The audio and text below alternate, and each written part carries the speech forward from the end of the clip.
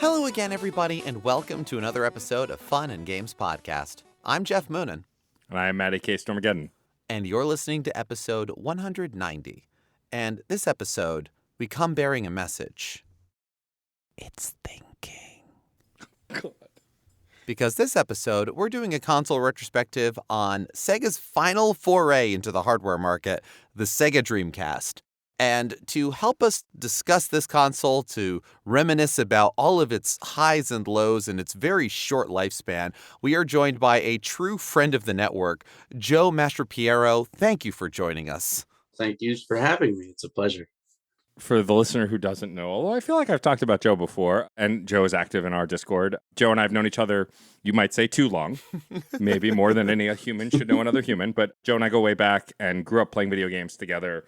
Had some favorites of the Dreamcast, though ironically, all of our favorites from the Dreamcast we played on the GameCube. We never actually played any of them on the Dreamcast. Sarah is not in the apartment right now to come on, like, for the N64, but does want everyone to know that she had very much the same experience when we started playing Sonic Adventure 2 on the GameCube. She's like, yeah, I've played Dreamcast. I played Sonic Adventure 2 Battle. If Battle is in there, then you played the GameCube version. And the important thing she wants us all to know is she played the Dark campaign so much she didn't know there was anything else to do. As you should. As you should. Shadow the Hedgehog was there, as was Rouge the Bat. I've always been a big the Cat boy. He is the best. Voiced by Duke Nukem himself, John St. John. I'm never going to let that trivia die because it's my favorite thing. Froggy. Probably the only video game character impression I can do. I came to catch fish and find my Froggy. Yeah, there you go. The crossover we've always wanted. First of all, thank you to the listeners and especially the patrons for voting for this console. It starts an era that we're going to get more into just as we go naturally, but this is one of the first consoles we've covered that I never owned, ever. To this day, still have never owned, have experience with, but have never owned. Before we get into our personal history with the console, of course, some facts as usual. The Dreamcast was released in Japan in November of 1998, in North America in September of 1999. Wow, I hadn't realized how far apart that was. And in the EU in October of 99. I know consoles have, like, gaps, although not really anymore now. It's day and date, but, like, that's a wild gap. That's humongous. I think one of the big things was the fact that the North American release was leaning into that idea of it wasn't just released in September of 1999. It was released on September 9th. So it's 9/9/99. Mm-hmm. Yeah. It was max damage in Final Fantasy VII. And it sold for $199. This sold 9.13 million units. Of course, the information we are getting from Wikipedia, so take it with a grain of salt. This was the final home console that Sega released, and some people think killed Sega's career in the console space. That's up to debate. There was a lot of things not going well for Sega at the time, and now we know that we didn't actually know then. This is a console that, to start off our personal histories, like, it's funny because, like, all the three of us on the call growing up, Sega was a console manufacturer, just like Nintendo, right? Like, before Absolutely. the age of, you know, the early days of the PlayStation and the Xbox, but, like, Sega was one of the big boys. You say that now, and it's like Sega made consoles. Like, I could imagine a young kid being like, no, they just make video games. They don't make consoles because it's just, we're so far removed from it now. Yeah. The Sega Dreamcast was officially discontinued in 2001. There were several releases that went on to the point where the Wikipedia article for Dreamcast releases goes into 2007. But it has been over 20 years since Sega had an official active console. Yeah, it's wild. Like, they released the Genesis Mini several years ago. That's their first console they've released since then. And it's just kind of wild that it's been so long without one. I mean, Atari has released the 2600 Plus and 7800 Plus, and they're excellent, but I won't qualify those as new consoles. Right, correct. Just re-releases. Yeah. A remastered console, exactly. Which is perfectly fine, perfectly cromulent, but I wouldn't necessarily call new or active. And so, as I alluded to, my history with the Dreamcast, I didn't have one. A mutual friend of mine and Joe's, my friend Matt, who I've talked about on the show before, he got one, and I believe he got Crazy Taxi and Sonic Adventure at launch, probably. Those were two of the bigger titles at the time, and we just played it a ton, took turns on Sonic, played Crazy Taxi. This is where I'd then go on to say, but I got mine at this time, and there's none of that. Like, I have no personal experience. I've played more Dreamcast versions of Dreamcast games emulated now and then deleted after 24 hours, don't come for me, Sega, than I have in all the years since. And It's weird to realize that. There are modern consoles I've skipped too. I've mentioned the Wii U I never owned either, but it is kind of weird because I did own, besides the Saturn, which nobody had a Saturn, I owned every Sega console. I owned the Game Gear. We're Game Gear lovers on this podcast. We've talked about it before. And so, like, it's just really weird to have never owned the Sega console. There's a small part of me that always looks at the resale market to maybe get one. Not now because I have nowhere to put it. But I've always kind of wanted one because it's that thing I never had. And so my history with the Dreamcast is really short. Like, I played it growing up with friends. I played like games that would become favorites like Phantasy Star and Sonic Adventure 1 and 2 on the GameCube with Joe and our friend Brian. Like, I never really deep dived in this console. I've since played a bunch of those games either as ports on the GameCube or ROMs on the Dreamcast. But as far as history goes, I don't really have one. And Geoff, it's funny because I feel like as we go on, I can keep your history less clear. You have so many consoles now that it's hard to remember what you hadn't had. But did you have a Dreamcast? I did not, but several friends in my sphere growing up did. So it was something that was actively part of what we did. A friend of mine got a Dreamcast, if not on 9/9/99, during September of 1999. I remember playing Soul Calibur on it and having that whole experience of like, this is incredible. This is arcade perfect. This is as good as video games are ever going to look kind of reactions. It was something that I never had myself. And by the time I probably would have gotten one or thought about it or anything like that, it was already gone. It was already dead. The first console I got of that generation was a GameCube, probably around 2002, 2003. I definitely know I have the year right when we did our retrospective on that, but it was after the Dreamcast was already done and dusted that I finally got into that generation. So the Dreamcast was forever one of those like cool, interesting relics, artifacts, pieces. I was fascinated by it. I thought it was very cool. It was also a whole big thing. And I remember at the time reading gaming magazines, and I almost want to joke that, Matt, of course you didn't buy a Dreamcast. You had a Saturn. And I feel like most people who got a Sega Saturn had certainly in North America, had a little bit of the like, feeling like they were left holding the bag. Yeah. And so the Dreamcast is coming, and it's going to be amazing. You've said that before. Yeah. I've been burned before. I owned a 32X. I've been burned by Sega many times. I was about to say, like, yeah, you had a 32X. Exactly. And so this was a pretty damn good console that was built on the shambles of former trust.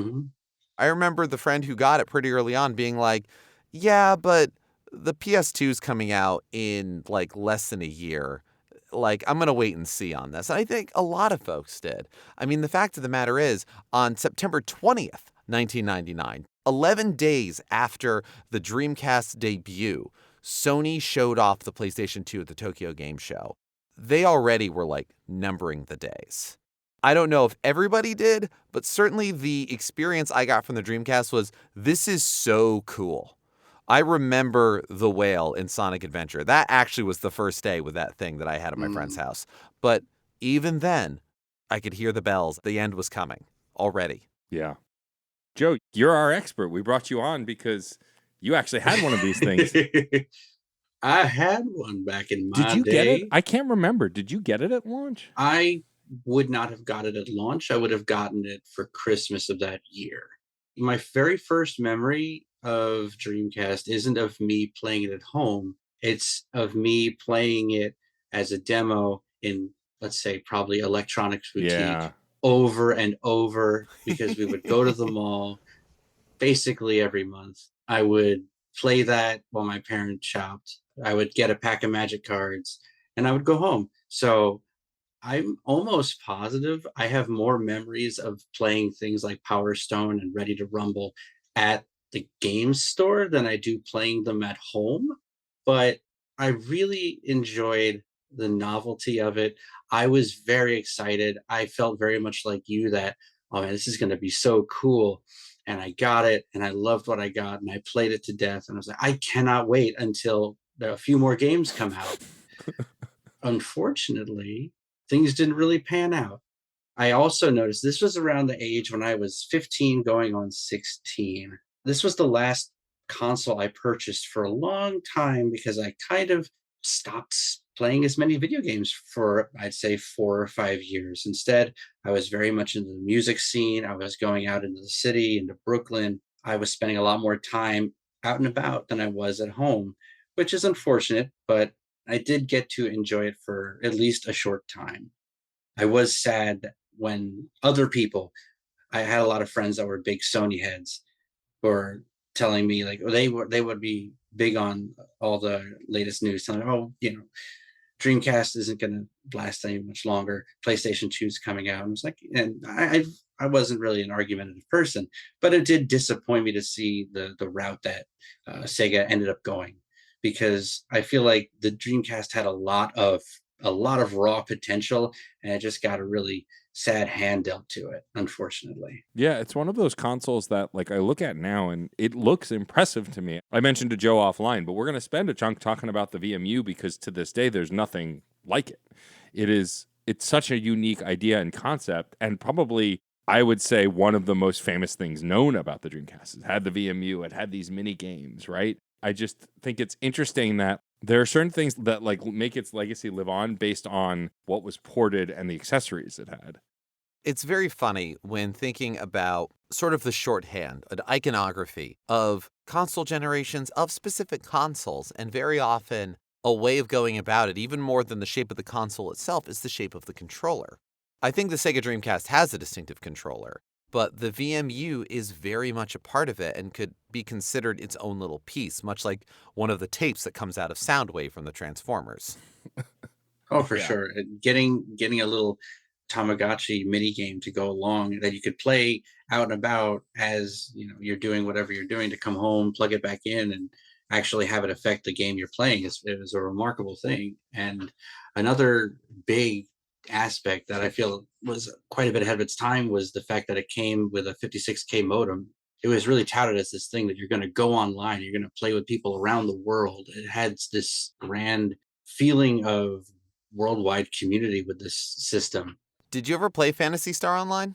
I did, but unfortunately, in the era of GameCube as well. Okay. Yeah.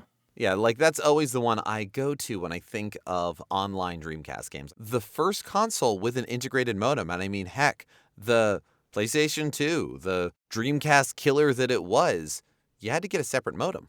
Same with the GameCube. There was like Yep. a broadband adapter. Mhm. Thank God we didn't have our counts back then, because the numbers that I think me, Brian, and Joe would have pulled on Phantasy Star Online on the GameCube at night, sleeping over someone's house, whether we brought our GameCube to Joe's or we brought it to like sleeping. Yeah, I did sleeping. Joe and Brian played all night long and then caught me up when I woke up the next morning. But like it's true, like this was the early days of online, which would then become the future of video games. PlayStation 2 did dabble in online stuff, of course. EverQuest Online Adventures was on it, and Final Fantasy 11.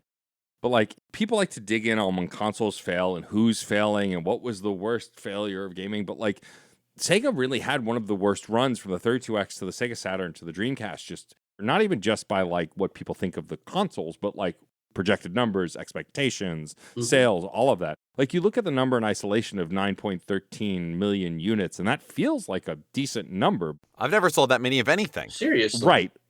But you consider that every video game console, basically until the Nintendo Switch, was a loss for every company that made one, and that they didn't have software coming fast enough, and then they just ended up winding it down. It's reminiscent of like modern trends now, like when a game fails and they shut it down after 2 weeks, a la Concord. Like this felt like the earliest version of that, of like trying to sweep it under the rug as quickly as possible after it failed to perform. And considering the games that were on it, I think it's just kind of surprising to me, because like Geoff said, and I've talked about this, I've talked about Soul Calibur and other places, Geoff is right. This is the first generation and the first console where it looked better than the arcade. It was arcade perfect and even looked better. And as someone who played and beat Soul Calibur recently, though I played as Maxi, so you could argue it beat itself, More or less. it still looks impressive now. Soul Calibur, I want to say Soul Calibur 1, but Soul Calibur is actually the sequel. Soul Blade is the first game. Anyway, the naming conventions. But Soul Calibur, the original Soul Calibur, it still looks impressive today and still plays impressively today. And that's kind of shocking, considering that era of games, some things have aged better than others. And the thing is, Sega Dreamcast wasn't just near arcade perfect. It was arcade perfect. And in some cases, better than arcade perfect because they had more development time. But one of the pieces of hardware that the Sega Dreamcast had was the Naomi board, which was what Sega was using in their arcade cabinets. Sega, before it ever got into consoles, was an arcade developer. Nintendo had made arcade cabinets and was always a toy maker, and that was a piece of it. But Sega made arcade games.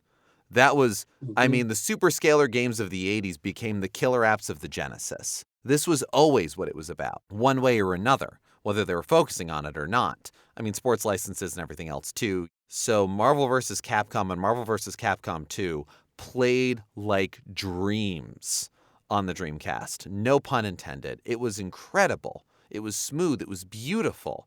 And they did the same thing to the PS2. Wasn't as good. It was slow. It wasn't as one-to-one because it couldn't be. They did their best. Ostensibly. I'll be kind and say they did their best. But when you actually are kind of porting from one piece of the same hardware to another, what can you get but that level of fidelity? Like, perfection feels so hyperbolic, but the fidelity was incredible. Yeah, I mean, Sega had been making arcade games for ages. Decades. I think about Crazy Taxi so much, and like Crazy Taxi was an arcade game, but to me it was a console game because I spent more time with it on the Dreamcast than anywhere else. That game specifically, like a lot of these other games, like Soul Calibur and of course the other games like I've mentioned that have imported the GameCube, I don't attach those memories to the Dreamcast. But Crazy Taxi and NFL Blitz, both of those arcade games, very much are Dreamcast games to me because of they were just better on the console than they were in the arcade. I think they also gave you that arcade experience of multiplayer with your friends without having to have a coin line, without having to spend the money on it. A lot of those arcade perfect ports were fighting games and competitive games, Crazy Taxi notwithstanding. So, you know, if you wanted to play as many rounds of Dead or Alive 2 as you wanted, you could. You could keep passing the controller back and forth, or you could just keep losing over and over to the same friend like I did. There was in that short lifespan, and I do say that the Dreamcast was officially discontinued in 2001. There were still official releases that were made well into years past, but in that short lifespan, there were all kinds of wild ideas that happened, ambitious releases, one way or another. One of the games that was released past 2001 was Ikaruga, one of my favorite shmup games by Treasure that finally saw a North American release on the GameCube. I remember people talking about this game and being like, you got to import it in order to play it, in order to do it. And like, I considered it. I didn't even have a Dreamcast. I considered it. There were some amazing arcade-style games. People love fighting games. I love shoot-'em-ups. I have never played Banjo on the Dreamcast, but I really, really want to, and I will one day. But also, you had Power Stone, which was such a wild concept of it was a fighting game, but it was an exploration game, like an arena exploration game. Very Smash Brothers-y. It was. Yeah. But with some good 3D to it. I realized I hadn't played Power Stone in probably 15, 20 years. And I had to test my copy that I got from my friend. And so, yeah, I put in a couple of hours of Power Stone. You know what? Still a damn good time, single player or multiplayer. We also got such wild things as far as arcade experiences, we also had light guns. We had House of the Dead, House of the Dead 2. And on top of that, we got Typing of the Dead. Oh, yes, we did. Which was House of the Dead 2, where all of the shooting was replaced by a typing game. And the Dreamcast had a keyboard accessory for which you could play Typing of the Dead. The cutscenes, the infamous, gloriously performed cutscenes of House of the Dead 2 were completely intact. Except instead of guns, they had giant Dreamcasts on their back, like proton packs, and keyboards in front of them. Because fidelity! This is what I remember for Dreamcast. Oh, yeah. Typing of the Dead was such a fun game. So cool. And it had some really interesting picks, too. Like, there was a game out, Choo Choo Rocket, which was just such a cute little puzzle game. Just had you run little mice around it. Oh. Get them into rocket ships away from cat aliens or something like that. Yeah. Sega, being the ambitious folks that they were, had a lot of music games as well. You had your Samba de Amigo with one of the most difficult pieces of peripheral to get all of the pieces for. It's not just the maracas. You think it's just the maracas. It's not. There is also a pad that you have to shake these maracas over. It is motion sensing. That's how they know where your maracas are at. They're watching you. As well as games like Space Channel 5. Yep. Well, so the big one for me on this console is, again, something I wouldn't love until the Legends port I played on GameCube. But Skies of Arcadia, I think to this day, for me at least, is probably one of my favorite RPGs of all time. I've only maybe played it a handful of times because I didn't own the GameCube copy I played. A friend of mine, friend to all of us here on the show, Frankie Bradley Lestrange, we played it a lot together. It's one of their favorite games. I just remember loving that game. And like, there have been rumors of a port of this game for years now, and I hope we get it. It's funny, I don't remember a strong RPG showing on the Dreamcast, though I'm sure they existed, maybe not in the States. But Skies of Arcadia is one of those few games that's still talked about till this day, has not really had a sequel or a series of its own. There might be a sequel game, I can't remember, but it's not a long-running series. No. But yet it's quite beloved. And so to me, like, when I think of the Dreamcast, besides the two most important games probably to my video game career, which I've talked about in other places, the Sonic games, which we'll get to, Skies of Arcadia is one that I think about a lot. Early voice acting that wasn't too cheesy, really great polygon but stylized that looked very anime. You know, it was the early days of like the polygonal anime characters that you would see throughout the PlayStation and PlayStation 2. They weren't going for realism. The best part was it was a bunch of airship space pirates. Love that. When I think about the catalog of this console, it's such a, like you were saying, Geoff, an interesting mix of games. Some of them ported to other places, but for the most part are wholly this console and just unlike anything we saw anywhere else. It's very funny to think about the porting that went on with the Dreamcast. The closest equivalent I can think of is the Wii U.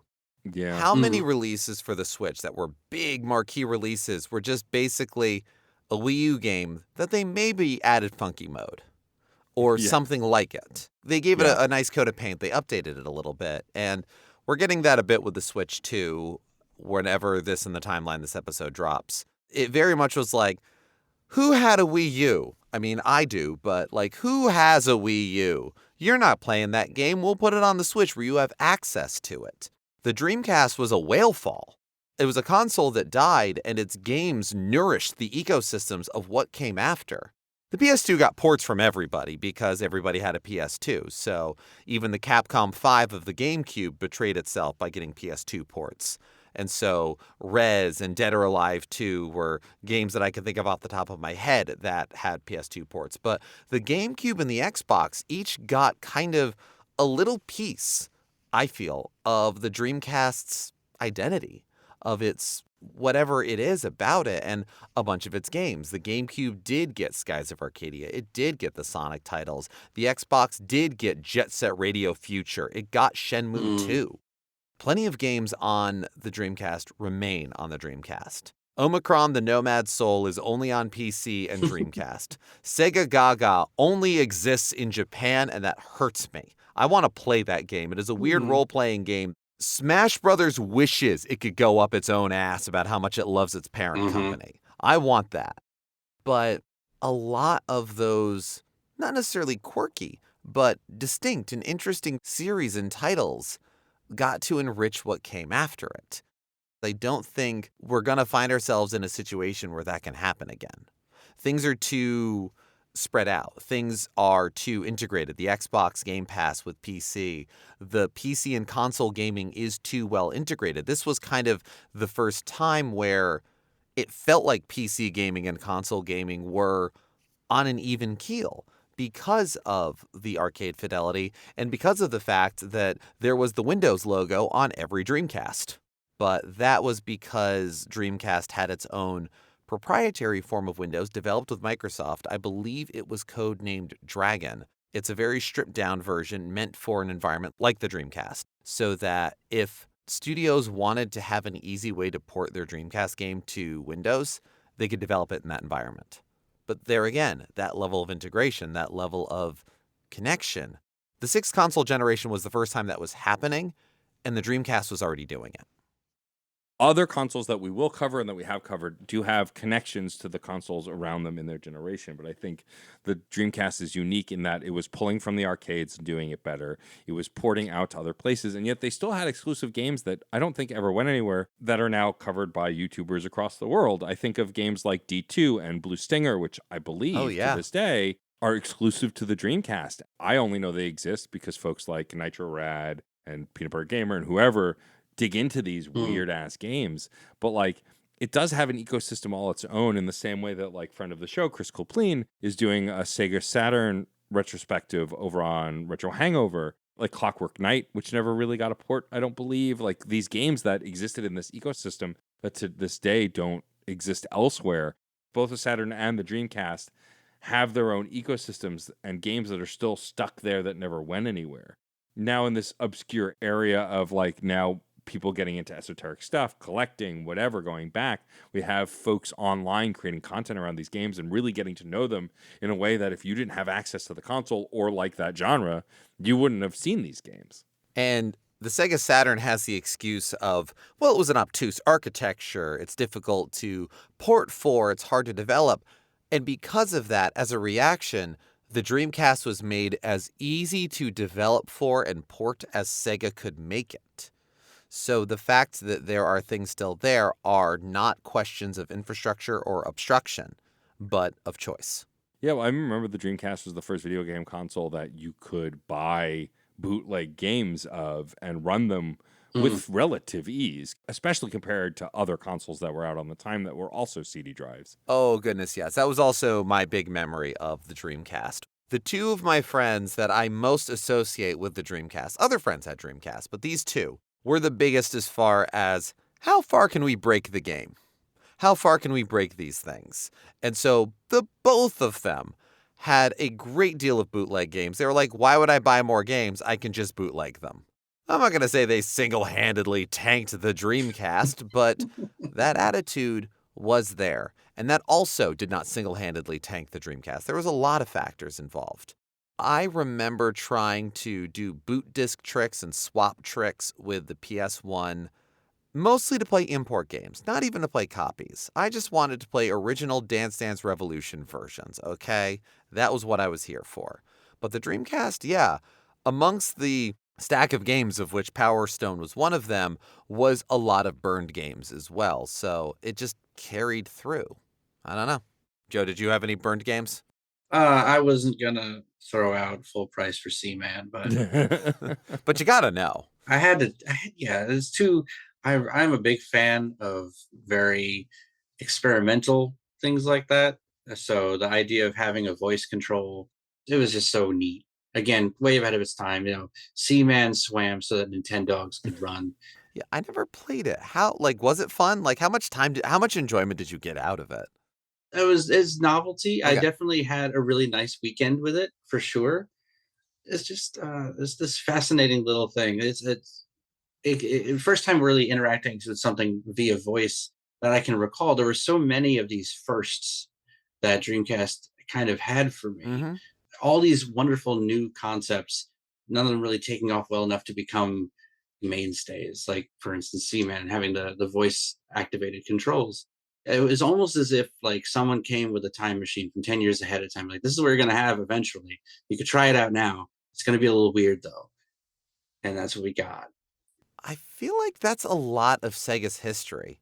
Yeah. There were plenty of times where they did something that just went, this was bananas. BANANAS. But also 10 years later is exactly what we're doing, either better implemented or the time was right or the infrastructure was there, whatever it was. The Sega Channel was bonkers. But how is it different from what we're doing now? There's a lot of reasons, but at its core, thinking about Seaman, I'm going to enunciate that. Seaman. You really gotta. About Leonard Nimoy as a human-faced bass thing. There is one piece of integration that I think if they were able to pull this off, and I don't think they could have, but if they could have pulled this off, it could have been amazing. I don't think it was, and if this was possible, Joe, please stop me. If there was good VMU integration with Seaman, that you could bring him along with you on the VMU. Because the thing is, the piece that I don't think the VMU had was anything resembling a pedometer or any kind of motion control. I know it didn't have that. Actually, technically, the VMU had less storage space than a PlayStation 1 memory card. The Pocket Station was more advanced in some ways. The VMU had only 100 kilobytes of storage. A standard PS1 memory card had 128, or 1 megabit. But the thing is, if you had something that you could plug into your controller, that you could then take that little critter with you, and it basically became a light Tamagotchi, and then you could put it back into your Dreamcast, and he could berate you or compliment you on how you took care of him while you were going about your day, I think would be wild. If not like, oh my God, amazing, the best idea ever. I think people would still be talking about it. Yeah, absolutely. Unfortunately, I think the voice control slot took the place of the VMU Yeah. for the most part. That makes sense. I would have loved having a little fish, Leonard Nimoy, come around on my adventures during my teenage years. Could you I think imagine that- the little pixel face? Like, because it would absolutely like pop up and just have a little animation of the like you'd see its expressions again, like it was Pikachu in Pokemon Yellow. All of them would be contempt, but you'd learn the subtle signs and shades. This contempt is almost begrudgingly respectful. And I would argue that the VMU, in the same way that the Dreamcast architecture was easier to develop for as a overcorrection to the Saturn, perhaps the simplicity, the simple screen, was just an overcorrection to the Game Gear. I don't think it was. Yeah, it's funny talking about all the innovations for the Dreamcast, because also, like, in my experience over the years, especially recently talking about the different ports, pretty canonically, the Dreamcast versions of most games are the best versions. I think of Legacy of Kain Soul Reaver, which I recently tried to replay, emphasis on the word try, for the PlayStation 2, and like it's not a game that holds up particularly well generally, but like apparently the Dreamcast version, like the cutscenes are sharper, the graphics are better, it looks less muddy, the sound is better. Notoriously, the DX ports, which are on the PC as well, of Sonic, and then the Battle port for 2, but more so the DX port of Sonic Adventure 1, is one of the more broken games. Like, as broken as Sonic Adventure was on the Dreamcast, the GameCube version and the PC versions are far worse, which is funny because I went back to the Dreamcast version recently to when I did replay it, and I didn't really have any issues. It never really glitched at all.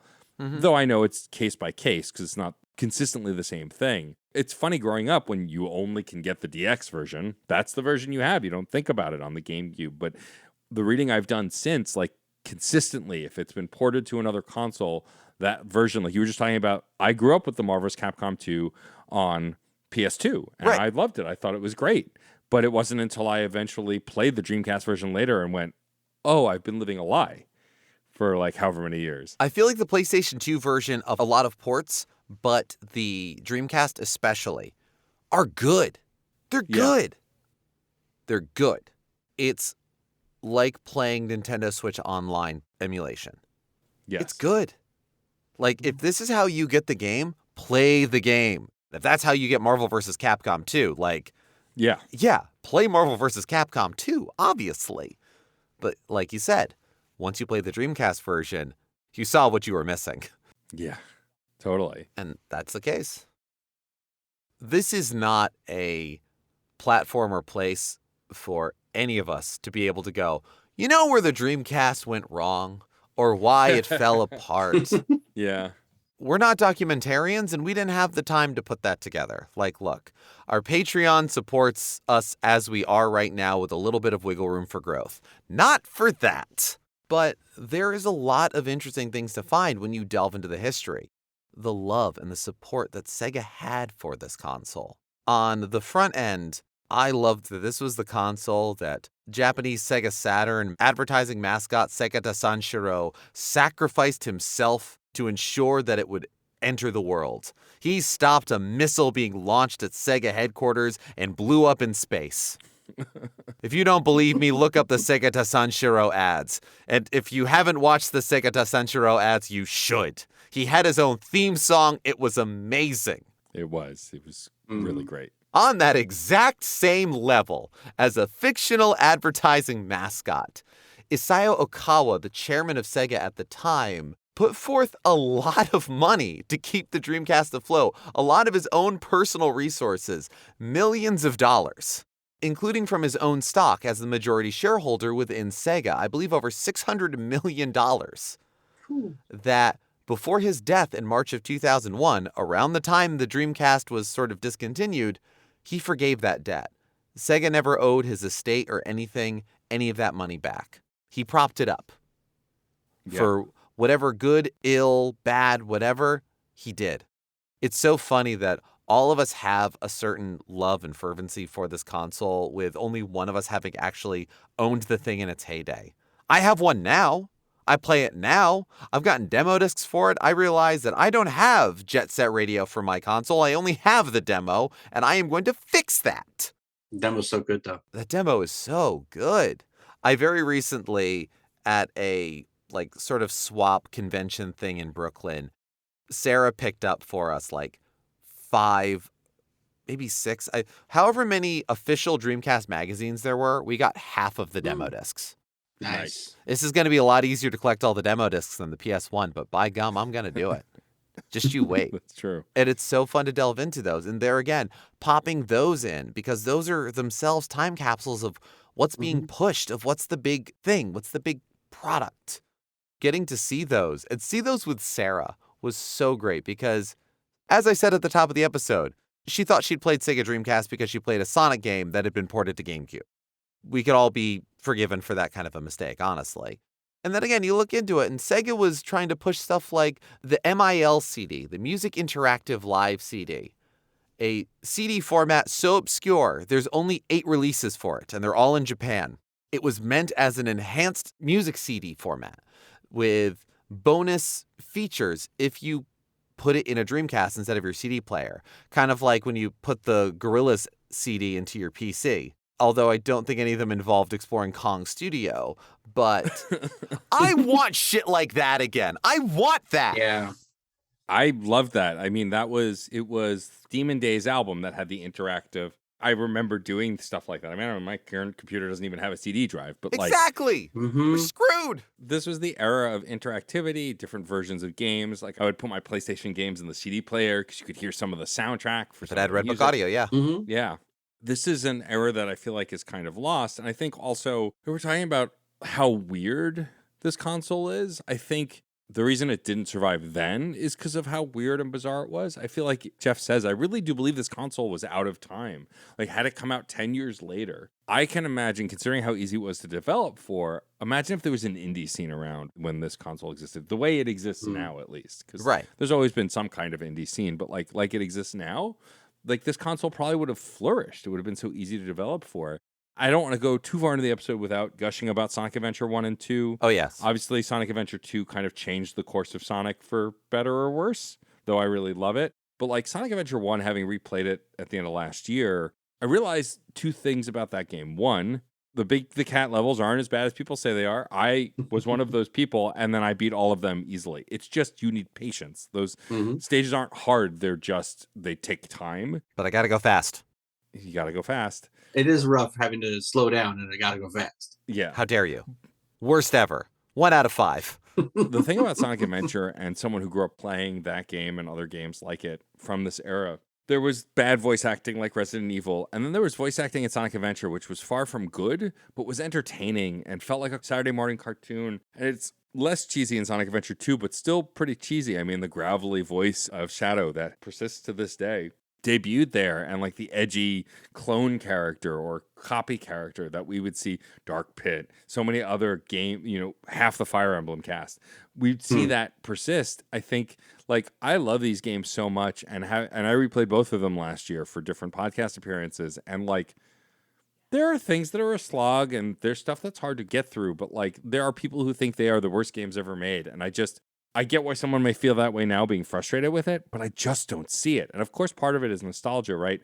I can't imagine. I love Mario 64. It's probably one of my favorite platformers of all time. I can't imagine coming to it now, never having played it, and being like, this is incredible. It's a masterpiece, right? There is some disconnect and some things that don't translate. I think it's less about Sonic Adventure games being bad and more that they were flawed. And at the time, it's what we had. We didn't have any of the better Sonic stuff that came out. We had the better Sonic stuff that came out before, but no better 3D games. I think Sonic Adventure 2 refines the formula that Sonic Adventure started, but like replaying the Supersonic stage where you fight chaos in a destroyed city, flying around like Super Saiyan Goku while a cheesy Bud Rock band plays in the background. It's like, it's just an epic moment you didn't really get at the time, and so it like burned into my memory in a way, and a lot of that is carried from other things. But I think that's what makes the Dreamcast really unique, is that I feel like it had a lot of those moments, a lot of those firsts that Joe was referring to, right? I think is what make it stand out in the same way that folks are often nostalgic for, like Geoff for the PlayStation and other folks for the Xbox. Like, this era of consoles were doing things for the first time that would become rote by now, but at the time felt like you cannot translate that nostalgia to someone who just doesn't have any experience with it. Right. As you pointed out, Matt, when Sonic Adventure came out, this was Sonic. There was no Sonic game that had been released on the Sega Saturn. Whatever had been developed, whatever was being worked on, whatever else, the fact of the matter was, there was no new Sonic release on the Sega Saturn. Another betrayal by that console that people were burning from, one way or another. This was the first true 3D Sonic game. Sonic 3D Blast doesn't count. Doesn't count. Does not count. So the cinematic quality of it all, the action, the large world, the everything about it, and as far as people were concerned, this was Sonic now, for good or for ill. And it kind of set the mood because it was such a change. Whatever amounts of innovations that went on during the Sega Genesis to 32X, because let's include Chaotix here, era of 2D Sonic, it all felt cohesive one way or another. This was wildly different. There was voices, there was camera angles period. There was hub worlds and character choices that would have completely different styles of gameplay. From there, having the like, oh, this is Sonic now, is hard to shake off, especially when this was the last Sega console. And so Sonic showing up elsewhere doesn't feel quite the same punch because it wasn't Sonic on his company's console anymore. But also the whale. Whale's important. And for those who haven't played Sonic Adventure, that was the first stage with Sonic you're running. And one of those points that like gets you going. You don't have to steer at all. And then the camera angle shifts and Sonic is running towards the camera and you're running along docks and suddenly a giant orca whale. It's colored like an orca whale, but the thing is the size of the Titanic. Just like comes out and like destroys the dock behind you. This was also the era where I feel as though every time a new console happened or a big graphical game came out, people were like, look at the water. Look at that fucking water. It's so cool. It's like real water. Video games are amazing. This is the best graphics are ever going to look. And so having a whale pop out and the water looking amazing, whatever else, it was suitably epic. Yeah, I mean, we got to live through the era of 2D to 3D gaming and how much of a just like shift in the way games were. And it was remarkable. We are veterans of the single analog stick platformer. There's just a certain feeling that those games elicited in us when we only had, a flat plane for so long. Yeah. What else are we going to be able to see in this world? I'm able to run around as Sonic and fly around as Knuckles and fish as Big the Cat and shoot stuff as Ed 209. There was so much more. It added such a level of complexity and content. It was almost too much. So I would just go and pick up my egg and hide in my chow garden and just relax for a while. Yeah, the fact that we haven't gotten a independent, separate game from Sega on a phone or on a console that's just the Chow Garden just feels like Sega doesn't like money. Like, yeah. It just is baffling to me. Well, that's the thing. The VMU, nowadays, if you were to bring that back, it's just phone apps. Yeah. It would integrate with the other small screen device that you carry with you everywhere. It totally would. It's funny. It's very hard for, I think, anyone on this call to not talk about this console without nostalgia. But I think Joe makes a good point. Like, Every time we get an impressive game that looks really pretty, I'm always excited, just like anyone else. But I've talked often about how games that go for realism, I love them as much as the next person, but something with a certain art and style is what will always stand out to me more and feel more impressive to me. There's rarely a time now, I think, in modern gaming where we go, we can do what in a game? We can kind of do anything. I don't even know where the limitation is. Like, we've hit the graphical ceiling, basically. I think there will always be improvements in graphics, but like, considering some of the stuff I saw in Final Fantasy 16, graphics-wise, it's like, I don't know how it gets better. Gameplay-wise, we'll always come up with something innovative, right? Of course. Mm-hmm. But I just feel like the specific 2D to 3D transition, and those who did it well, like I would lump Sonic and Mario, or those who didn't, like Bubsy, still, it was all different. I think of, I can't remember what podcast I was listening to because I listened to a million of them, but someone was covering Jumping Flash on the PlayStation. Flash. Yeah. Which is not a Saturn game, but to lead into that, it was a first-person platformer, but when you jumped, the camera would look down so you could see where you're landing. Mm-hmm. Which was just not a thing that existed, and no other game has really done it since. But because you were this rabbit robot and you were jumping, why would you want to look forward when you're jumping? You need to see where you're going to land. So we'll make the camera go down.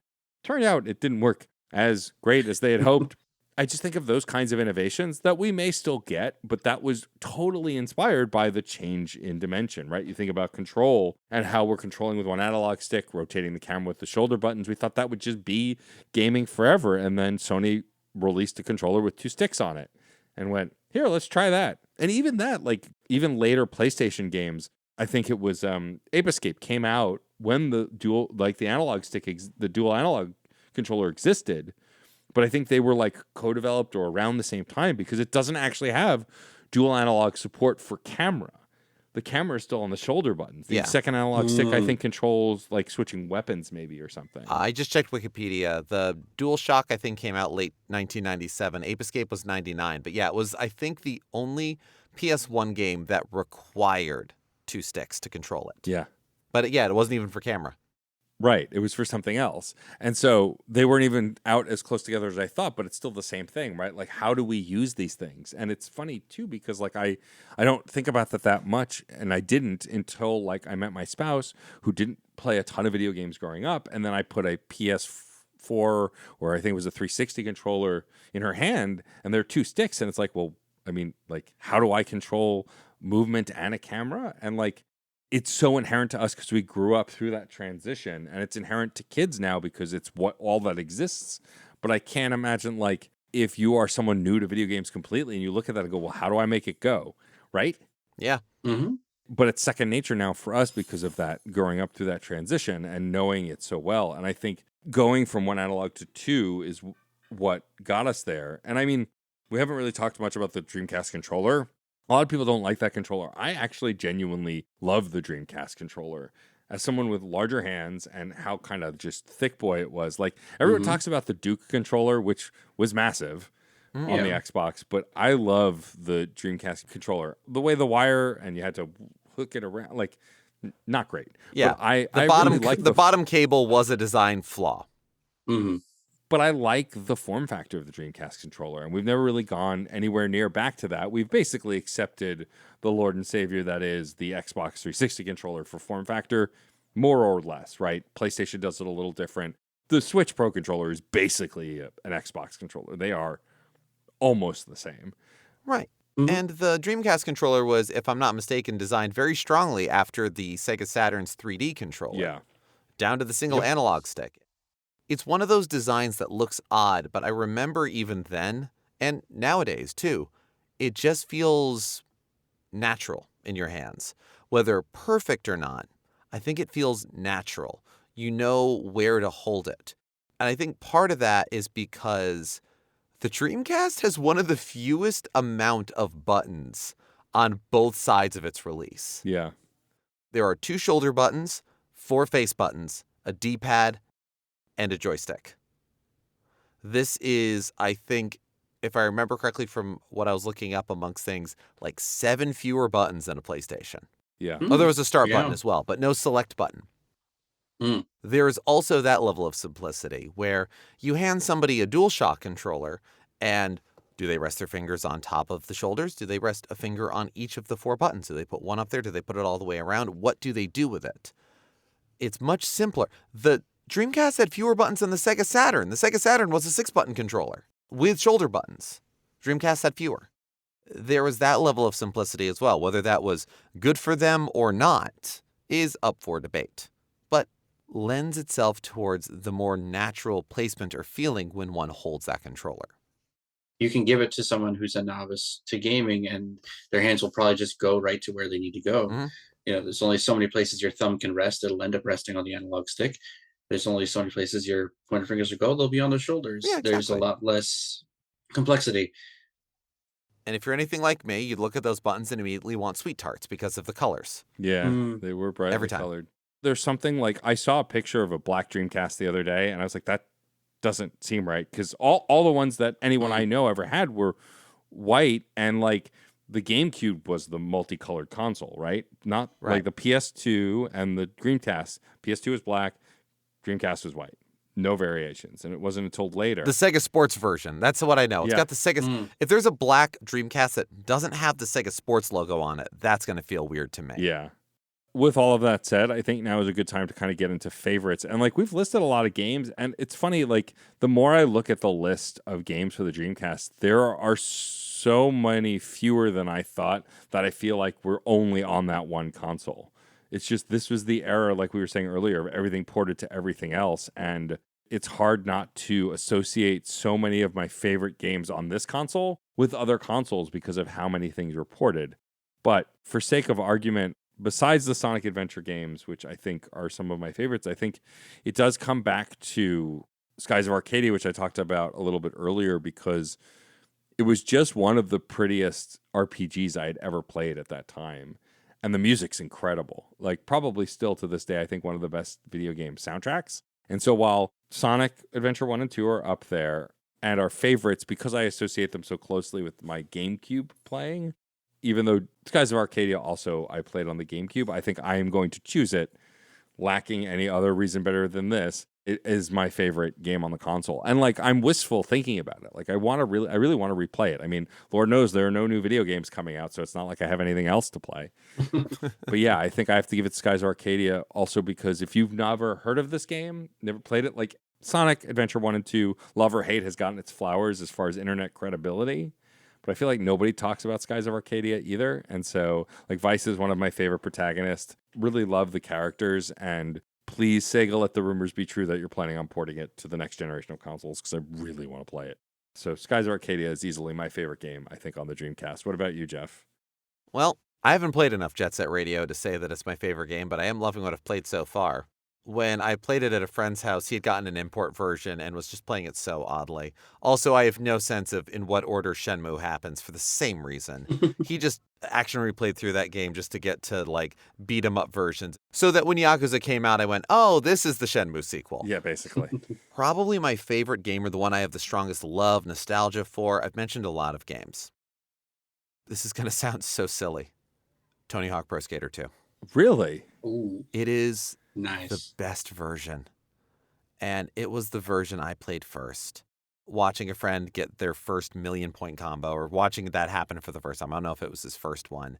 And playing on there, it had all the buttons you needed. The music fidelity was great. The graphics and everything was so smooth after the first Tony Hawk game. And I think the first one was also on Dreamcast.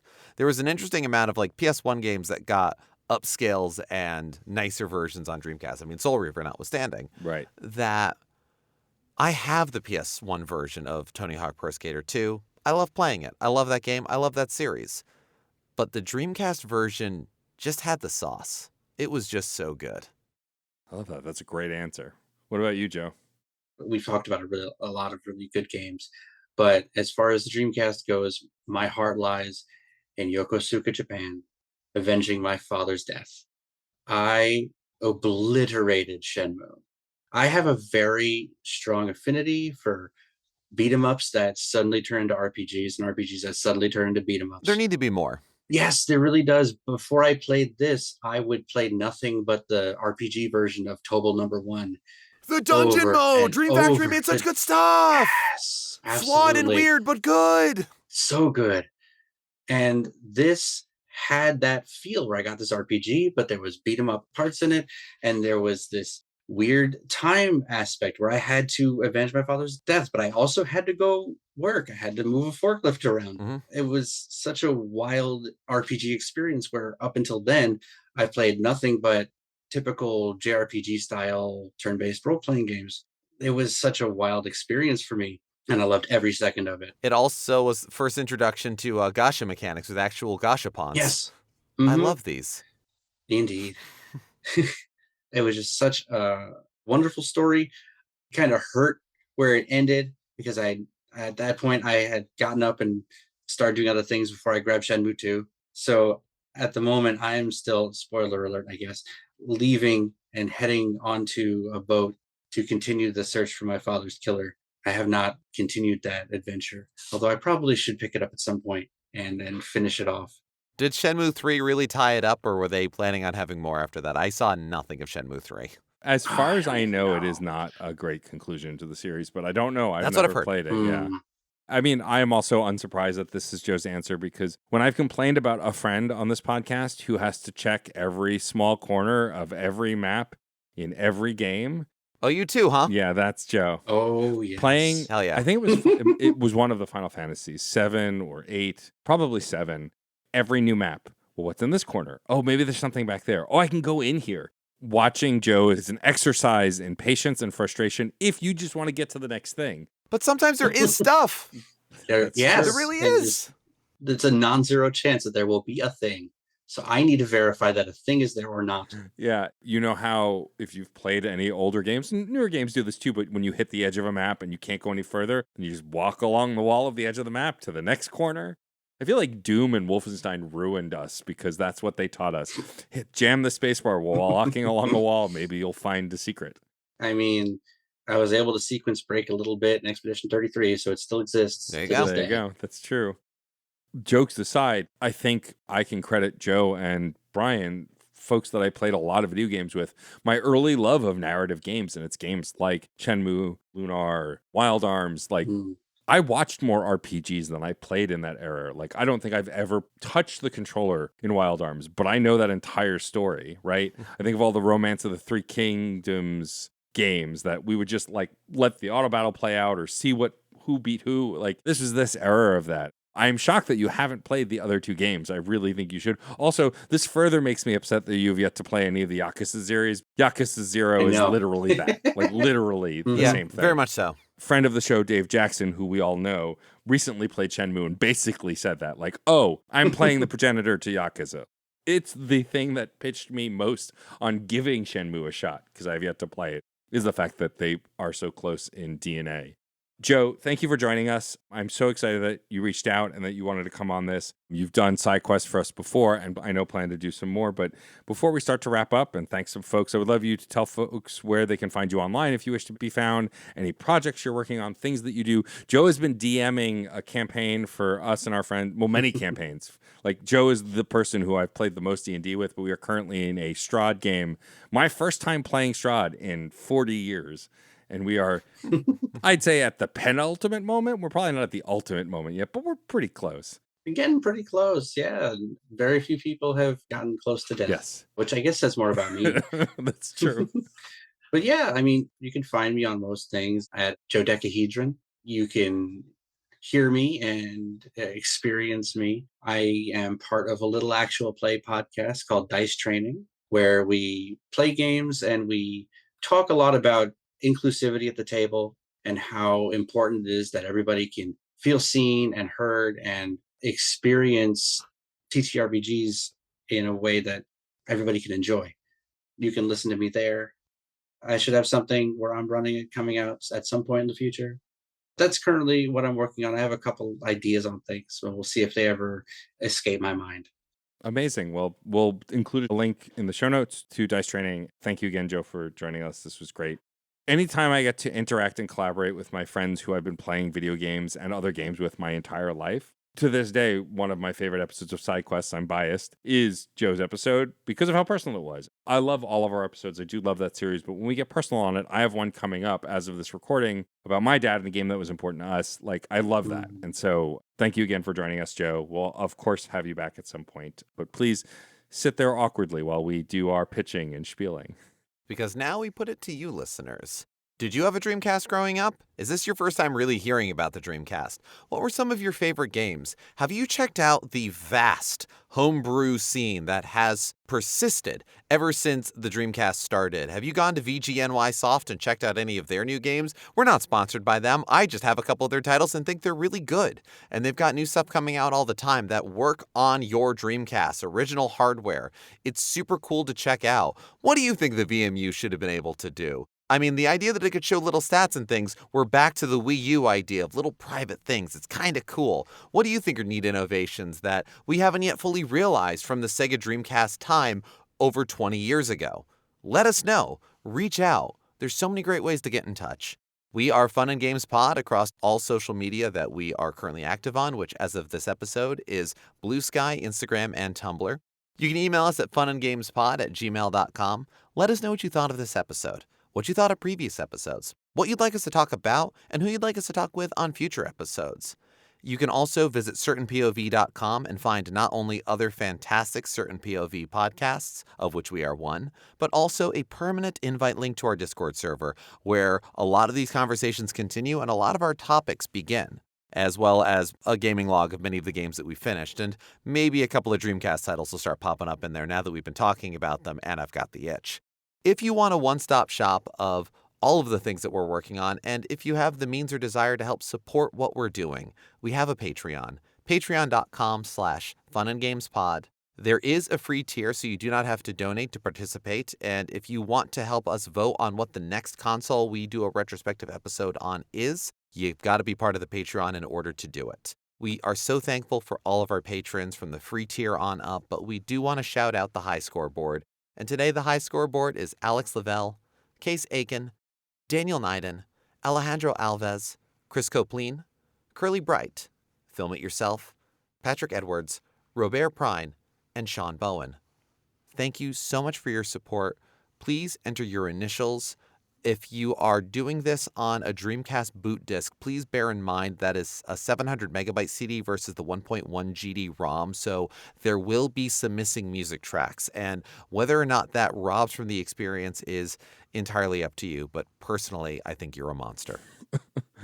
Also, we ask, of course, that you rate and review any podcast, Joe's podcast, our podcast, but for sure our podcast on your podcast platform of choice. It is a free way that you can really help us grow our audience. We've had some great conversation on the Discord as more people join the community. We've engaged with a ton of great indie podcasters as we discover each other and each other's feeds. So please, rating and review only takes a few moments. If you're on Spotify, you don't even have to listen to an episode. You could just skip ahead 30 seconds, hitting the skip button, and then it'll let you rate it. I've done it a bunch of times for a ton of podcasts, but literally any platform you're listening on, as long as they allow for it, please do it. We really appreciate it, and it's a really great way to help us grow.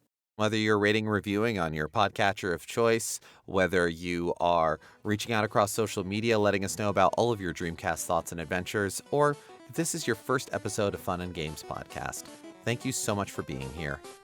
We couldn't do this without you. This is a conversation. Thank you for being a part of it. I'm Jeff Moonen. I am Matty K. Stormageddon. And happy gaming.